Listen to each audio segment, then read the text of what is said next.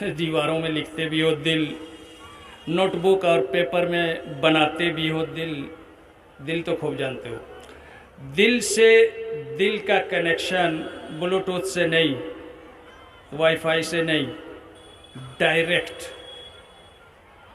Transfer کرنا، اور یہ میرا ایک مشن ہے۔ مشن کی شروعات اللہ سبحانہ و تعالیٰ کے اس پیغام سے ہے، وَلْيَحْذَرَ الَّذِينَ لَوْ تَرَكُوا مِنْ خَلْفِهِمْ ذُرِّيَّةً ضِعَافًا خَافُوا عَلَيْهِمْ فَلْيَتَّقُوا اللَّهَ وَلْيَقُولُوا قَوْلًا مَعْرُوفًا۔ قول ہے اللہ سبحانہ و تعالیٰ کا، اور یہیں سے ہم شروعات کرتے ہیں۔ ہم انسان ہیں، رونا ہماری فطرت ہے، ہماری نہیں، ہم سب کی ہماری فطرت ہے، پورے دنیا کے انسانوں کی نہیں۔ آدم کے کئی بیٹے تھے، ان میں سے کچھ ایسے تھے جو بدبخت تھے، ان کے نصیب میں رونا تھا، اور کچھ ایسے تھے جو خوش تھے، سعادت مند زندگی گزار رہے تھے۔ زمانہ بدلتا ہے، زمانے کی ریتیاں بدلتی ہیں، رواج بدلتا ہے، لوگوں کا مزاج بدلتا ہے، طبیعت بدلتی ہے، نیچر بدلتے ہیں، سارے بدل جاتے ہیں، لیکن ہمارے کردار اگر نہ بدلے تو نیچر کے ساتھ مخالف ہوتے ہیں، اور مخالف کا جو انجام ہوتا ہے وہ آپ کو پتہ ہے۔ تِلْكَ الْأَيَّامُ نُدَاوِلُهَا بَيْنَ النَّاسِ، کبھی اچھے دن کبھی برے دن آتے ہیں جاتے ہیں، شب و روز آتے ہیں جاتے ہیں۔ لوگ کچھ ایسے ہوتے ہیں جو رب کے شکوے شکایت کرتے ہیں، اللہ نے مجھے یہ نہیں دیا، اللہ نے مجھے یہ نہیں دیا، اللہ نے ایسا کر دیا ویسا کر دیا۔ یہ سارے شکوے شکایت کچھ لوگوں کا شیوا ہوتا ہے۔ گھر میں بیٹھا ہوا ہے، وہ چاہتا ہے پیٹ بھر جائے، نہ پیٹ بھرا تو اللہ کی شکایت، اللہ نے پیٹ نہیں بھرا میرا۔ اور دوسرا ایک ہے جو اپنی کاوشوں سے، اپنی محنت اور جد و جہد کر کے اپنا پیٹ بھرتا ہے۔ جو محنت کرتا ہے، اللہ سبحانہ و تعالیٰ نے کہا وَأَن لَيْسَ لِلْإِنسَانِ إِلَّا مَا سَعَى، انسان کو ملے گا وہی جس کی اس نے محنت کی ہے۔ جس نے اچھی محنت کی اسے اچھا ملے گا، جس نے بری محنت کی ہے اسے برا ملے گا۔ صحیح بخاری کی پہلی حدیث ہے انما الاعمال بالنیات وانما لکل امرئ ما نوى۔ ہر انسان کو جو کام وہ کر رہا ہے اس سے جو نیت کرے گا وہی اسے ملے گا۔ حتیٰ کہ اگر کوئی ہجرت کرتا ہے، ہجرت جیسی عبادت اگر کوئی کرتا ہے کسی عورت سے نکاح کرنے کے لیے، تو اسے اس ہجرت سے ثواب نہیں ملے گا، بیوی ملے گی۔ ہجرت کرنے سے بیوی ملے گی۔ فَمَنْ كَانَتْ هِجْرَتُهُ إِلَى دُنْيَا أَوْ يُصِيبُهَا امْرَأَةٌ فَهِجْرَتُهُ إِلَى مَا هَاجَرَ إِلَيْهِ۔ کوئی چاہنے والی تھی، معشوقہ تھی، وہ ہجرت کر کے چلی گئی ہے کسی دوسری جگہ، وہاں ہجرت کر کے اگر کوئی جاتا ہے اللہ اور اس کے رسول کے لیے نہیں بلکہ اس سے نکاح کے لیے، تو اس کی ہجرت میں اسے بیوی تو مل گئی لیکن اللہ اور اس کے رسول نہیں۔ تو ایک انسان جو کچھ وہ کرتا ہے، اچھا کرے برا کرے، اس کو وہ ملتا ہے۔ یہ اللہ تبارک و تعالیٰ نے کہا وَأَن لَيْسَ لِلْإِنسَانِ إِلَّا مَا سَعَى۔ تو اپاہج بن کے بیٹھے رہنا اور یہ سوچنا کہ میرا پیٹ بھر جائے گا، انسان کا تو کام نہیں ہے۔ اللہ کے شکوے شکایت کرنا یہ سوچ کر کہ اللہ میرا پیٹ نہیں بھر رہا ہے، یہ انسان کا کام نہیں ہے۔ جو پرسکون لوگ ہیں ان سے جا کے آپ دیکھیں، ان کی محنتوں کو دیکھیں، ان کے کام کاج کو ٹٹولیں، ان کے دن رات کے نشیب و فراز کو دیکھیں، ان کی محنتوں کو دیکھیں، ان کے تخطیط کو دیکھیں، ان کی پلاننگ کو دیکھیں، آپ کو سمجھ آئے گا وہ کیوں آسودہ ہیں۔ اللہ تبارک و تعالیٰ نے یوں ہی نہیں بخشا ہے، انہیں محنت کی ہے، انہیں ملے گا معاوضہ۔ وَأَن لَيْسَ لِلْإِنسَانِ إِلَّا مَا سَعَى، یہ تو ملنا ہی تھا ان کو، پھر ہم کیوں رو رہے ہیں؟ روتے ایک طرف سے نہیں ہیں، ہم روتے ہیں اقتصادیات میں، ہم روتے ہیں سماجیات میں، ہم روتے ہیں معاشیات میں، ہم روتے ہیں سیاسیات میں، ساری چیزیں زندگی میں جتنی ساری ہو سکتی ہیں، حتیٰ کہ گھر میں ایک بیٹا جو دیا ہے گھرے اور کاندے ایسا ہے تو اٹھا ہوں ہمیں اللہ کرے شکایت کو رہے ہیں کہ کون لڑکا نہیں دلائے جائے دن رہت کاندے ایسا ایک کھٹ بھرا کے لگی رکھا بادر سائیں وہیں روح تک پوسا تک یہ جو نظریہ ہے آج اس نظریے کو بدلنے کی ضرورت ہے، کیونکہ آج دنیا وہ نہیں ہے، آج کی دنیا مقابلہ چاہتی ہے، منافسہ ہوتا ہے، تنافس ہے، یہ رزق کی دنیا ہے، اگر کسی کو اس دنیا میں جینا ہے تو اسے مقابلہ کرنا ہے، اگر مقابلہ نہیں کرے گا ریس سے باہر نکل جائے گا تو وہ گراؤنڈ سے باہر چلا جائے، یہی اللہ تبارک و تعالیٰ کہتا ہے گراؤنڈ کے اندر رہنا ہے، تمہیں دوڑنا ہے، اپاہج بن کے بیٹھنے سے تمہیں اس گراؤنڈ میں رہنے کی جگہ نہیں ہے، یہ دنیا تمہاری جگہ نہیں ہے، نہیں بن سکتے تم اپاہج، دوڑو، دوسرے کی کمائی کھانا چھوڑ دو، کب تک دوسرے کی کھاؤ گے؟ یہ مائک جس کو تم استعمال کر رہے ہو خود کیوں نہیں بناتے؟ دوسرے کے محتاج کیوں ہو؟ یہ موبائل، یہ یوٹیوب، یہ ٹویٹر، یہ واٹس ایپ دوسرے کا کیوں استعمال کرتے ہو؟ دوسرے کا کھانا بند کرو، تم نے کیا کیا ہے، کیا دیا ہے دنیا کو، یہ دکھاؤ۔ جب تم اس قابل بنو گے کہ ایک نقطہ کسی کو دے سکتے ہو تو اس کے بدلے میں 10 نقطے اس سے لے سکتے ہو، لینے کا حق تمہیں اس وقت ہے دنیا سے جب تم دنیا کو کچھ دے سکو، اور اگر اپاہج بن کے بیٹھے ہو تو تمہیں یہ حق نہیں ملتا ہے کہ دنیا سے کچھ لے سکو۔ ایک پرندہ جو سمندر سے ایک چونچ ڈال کے ایک قطرہ پانی پی لیتا ہے، وہ بھی اس دنیا کو بہت کچھ دیتا ہے، بہت کچھ دیتا ہے، تب اسے یہ حق ملا ہے کہ دنیا سے ایک قطرہ پانی پیے۔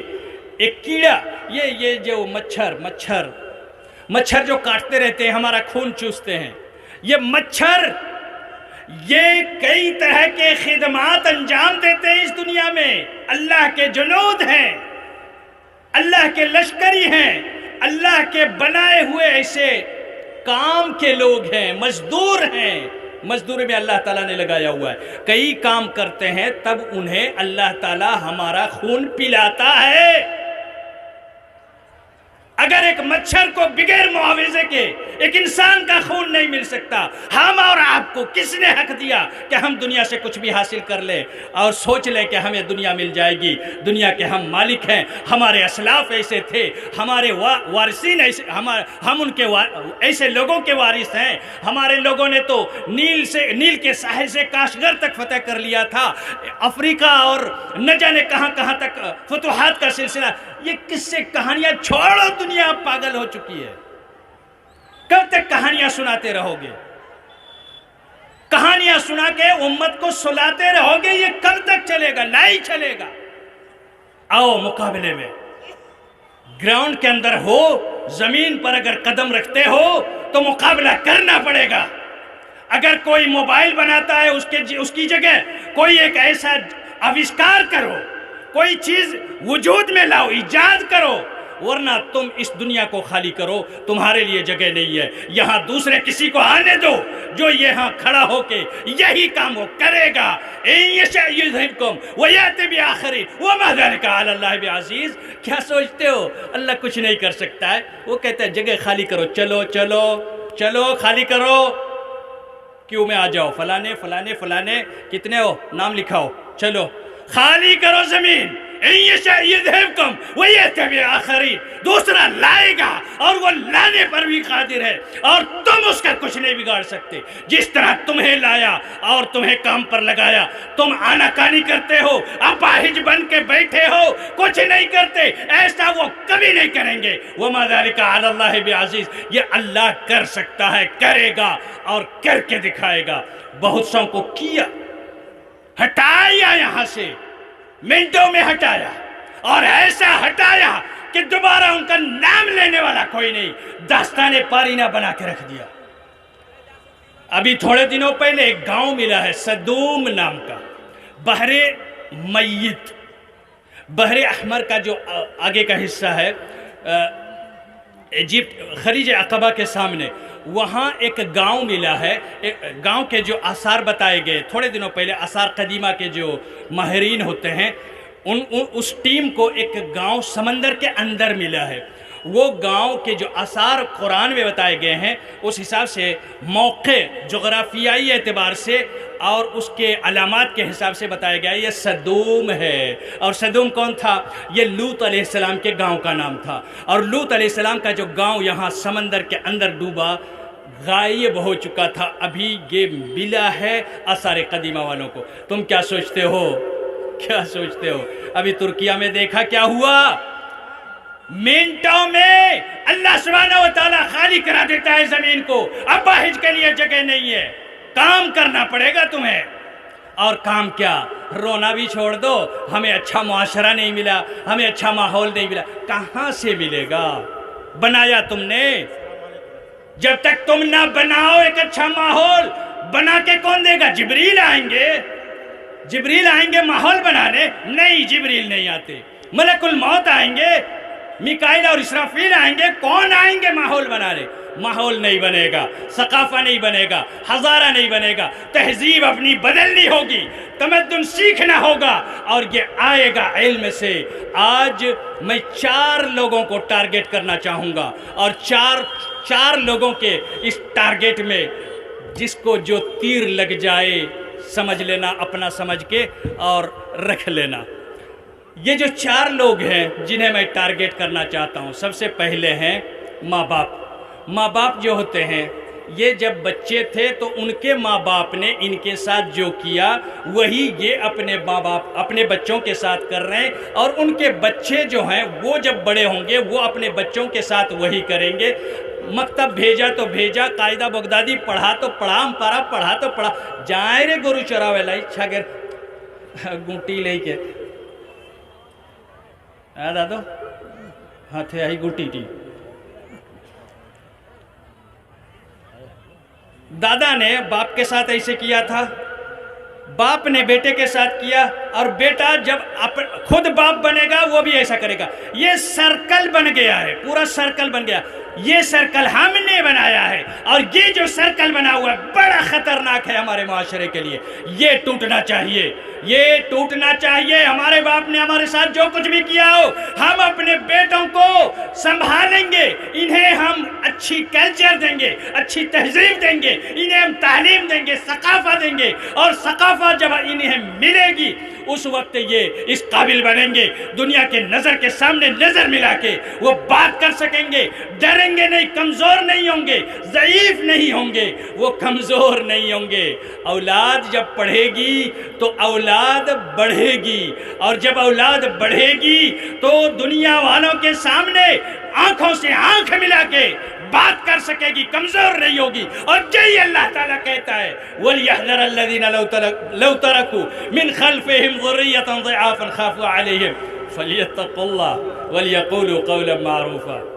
اپنے پیچھے اگر کمزور اولاد چھوڑ کر جا رہے ہو، یاد رکھو جن اولاد کو، بیٹوں کو، بیٹیوں کو تم کمزور چھوڑ کے جا رہے ہو، نہ ان کو جائیداد میں سے کچھ چھوڑ کے جا رہے ہو، خود فقیر چٹ رہے، نہ کام کیا، نہ کچھ کرنے دیا، نہ کچھ جائیداد ہے، نہ مال ہے، جب مر رہے ہو کفن کے لیے بھی قرض لینا پڑ رہا ہے، تمہاری اولاد کرے گی کیا؟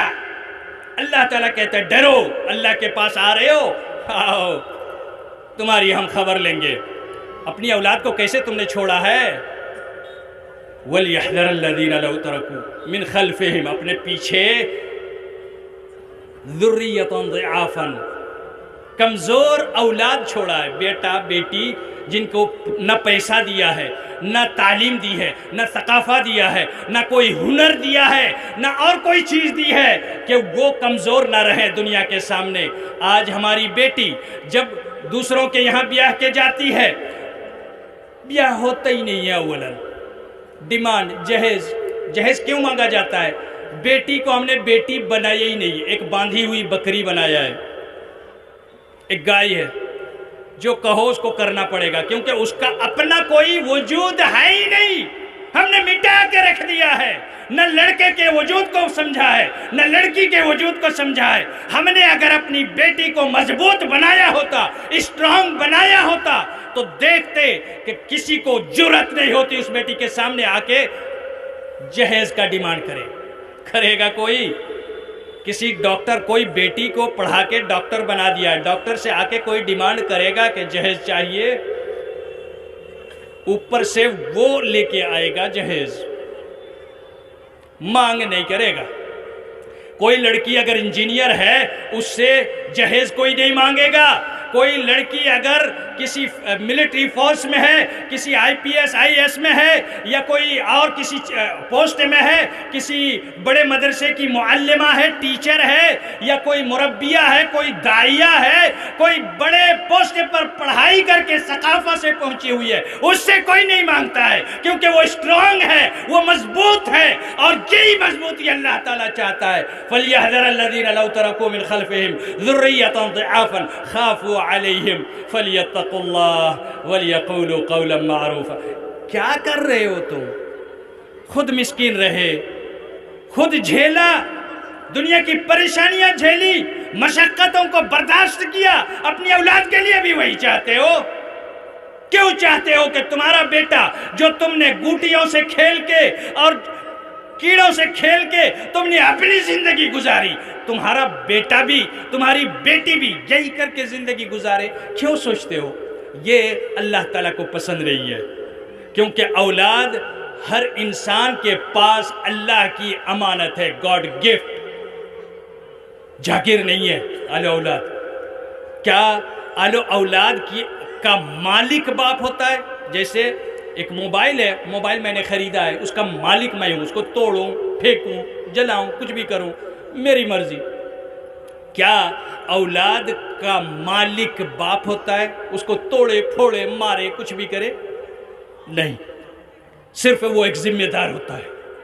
ماں اور باپ یہ دنیا میں آنے کے وسیلے ہیں، اور یہ مالک اس طرح سے ملکیت والے نہیں ہیں کہ اس کو توڑے پھوڑے ضائع کرے، یا اسے جاہل رکھے، یا اسے جہنم کا ایندھن بنائے، کچھ بھی کر دے۔ یہ قطعاً ان کو حق نہیں ہے، والدین اس کا حق نہیں رکھتے۔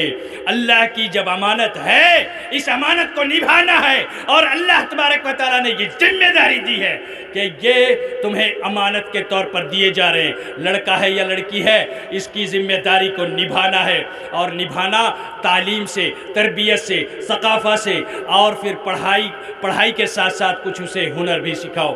امام احمد رحمہ اللہ کا ایک قول مجھے یاد آ رہا ہے، کسی وقت سے کچھ لوگوں سے بات کرتے ہوئے امام احمد رحمۃ اللہ علیہ نے کہا تھا، تم اپنے مدرسوں میں جو بچوں کو پڑھا رہے ہو ان کا نام مت لکھنا، داخلہ مت دو اپنے مدرسوں میں جب تک وہ کوئی ہنر نہ سیکھ لیں۔ کوئی ہنر انہیں سیکھنا چاہیے، ٹیلرنگ سیکھ لیں، انجینئرنگ سیکھ لیں، ڈاکٹری سیکھ لیں، کچھ بھی ہنر سیکھیں ساتھ میں، اور پڑھائی بھی کریں مدرسہ میں۔